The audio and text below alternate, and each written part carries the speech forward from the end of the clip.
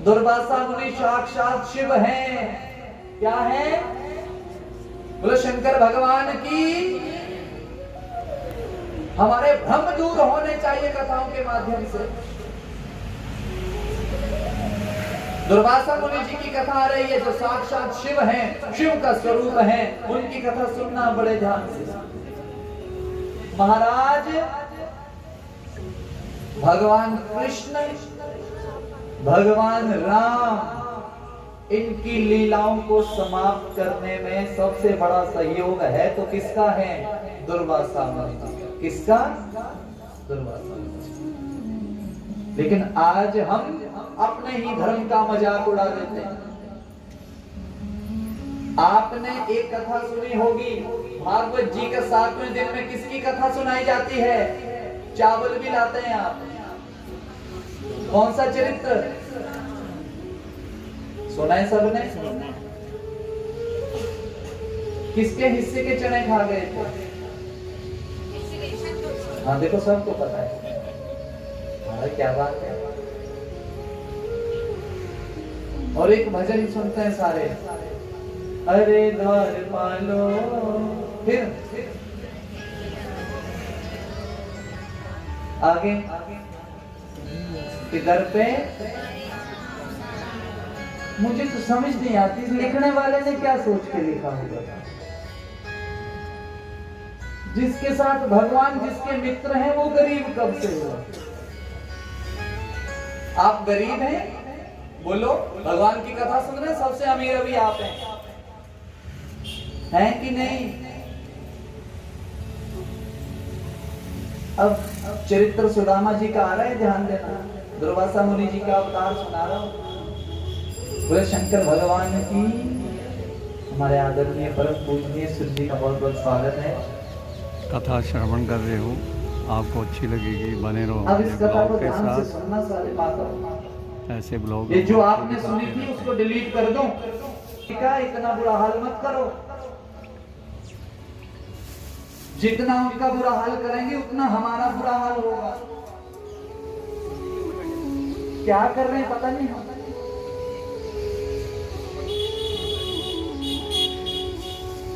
महाराज बड़ी कृपा, दुर्वासा मुनि जी की कथा आ रही है, आप ध्यान सुनना सारे। सबने कथा सुनी, चने खा गए कौन? इसलिए वो गरीब हो गए और ये ऐसा हो गया, वो ऐसा हो गया। ऐसा कुछ नहीं हुआ। ये कोई भजन गाए मत गाने दिया करो कि दर पे सुदामा गरीब आ गया। वो गरीब है, गरीब सच बोलना कौन है? साक्षात सुदामा जी कह रहे हैं कि कृष्ण तेरे पास खुद का कुछ होगा तो मुझको देने की हिम्मत रखना, ऐसे मत आ जाना देने।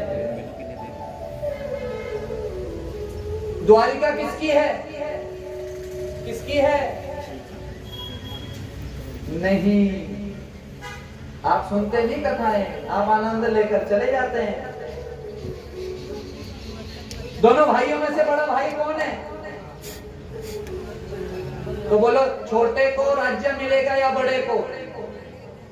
फिर छोटा क्यों है द्वारिका में? कड़ी जुड़ रही है, ध्यान देना, थोड़ा ध्यान देना पड़ेगा। सुदामा जी कह रहे हैं नारायण कुछ खुद का होगा तो देना, हीरो मत बन जाना ऐसे कि वो मैं दे रहा हूं तुझे। अब हम सोचेंगे कि भगवान के पास खुद का क्यों नहीं है। द्वारिका किसकी है? राजा अनर्थ की। किसकी?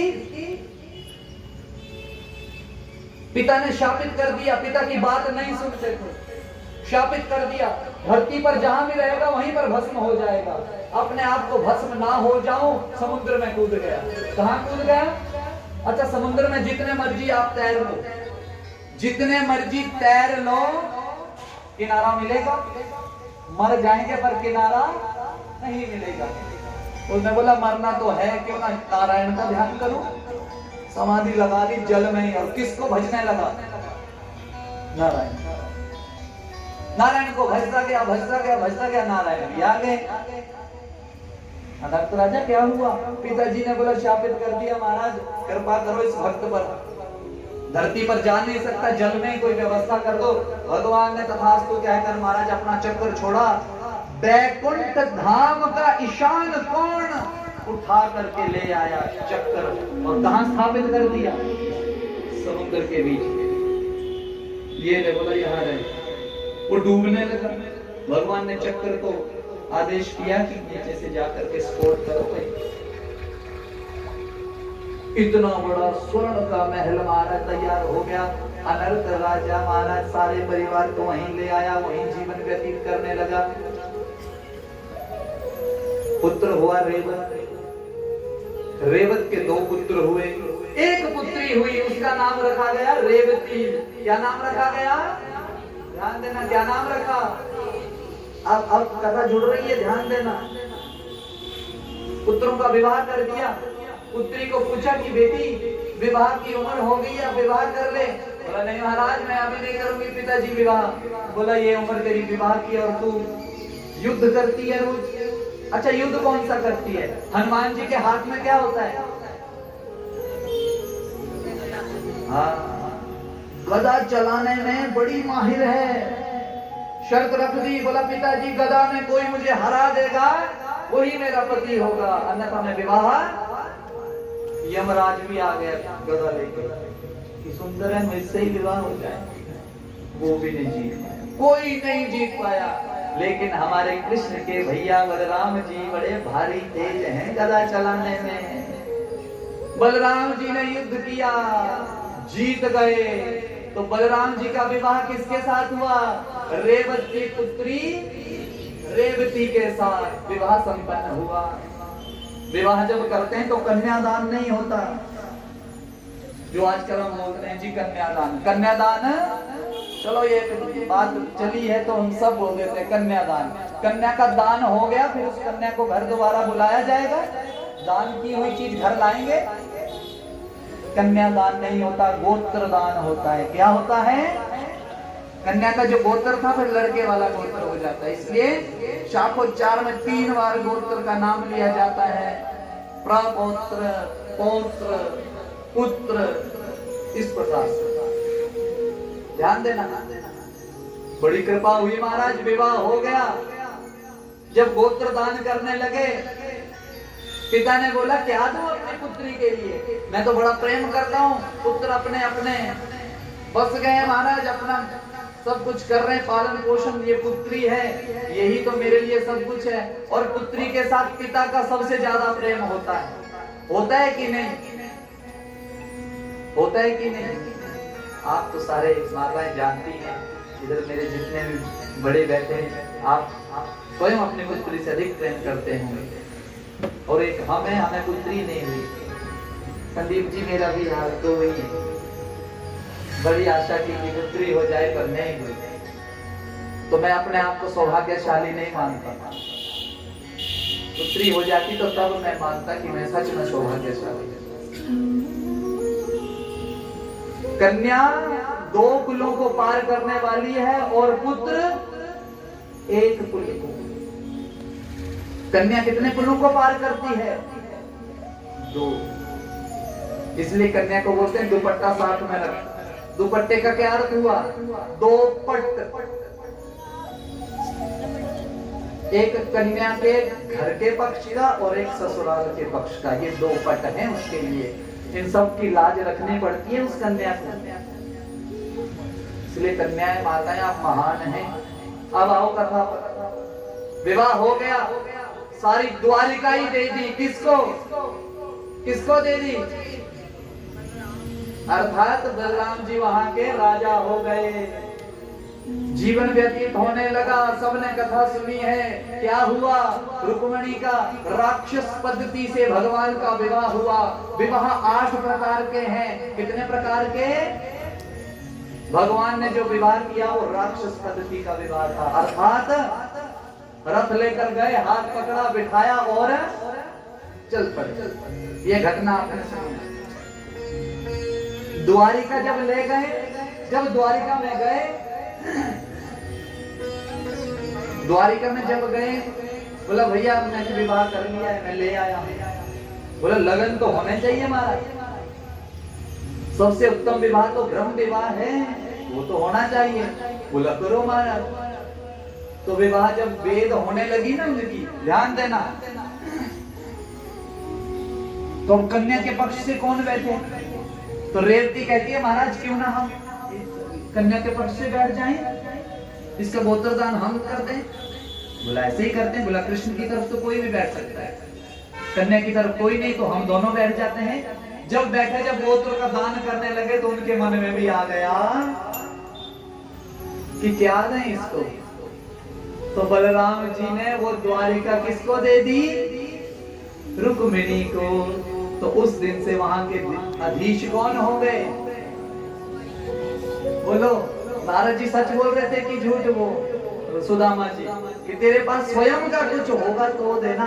था वो तो मिली है बोला तेरे को ये कुर्सी।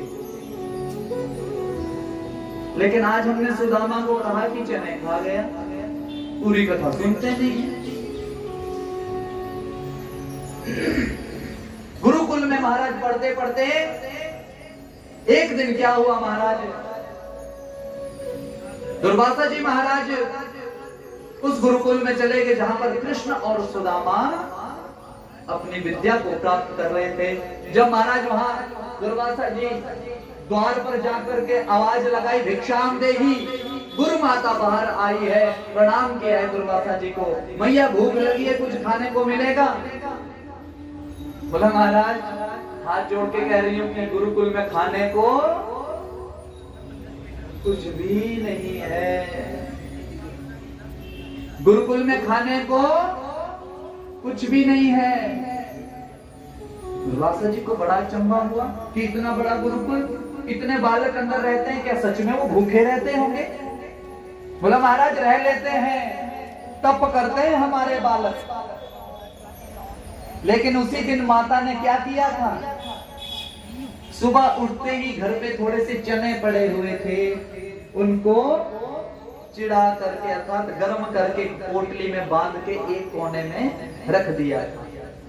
अन्य अर्थात इसका मतलब हुआ कि कृष्ण और सुदामा, उनको पता था कि ये समिधा लाने जंगल में जाते हैं रोज, तो कृष्ण बड़ा चंचल है, उसे भूख लगती है, तो यहाँ सब रह सकते हैं, तो ये पोटली में उनके लिए यहाँ निकाल के रख दूं।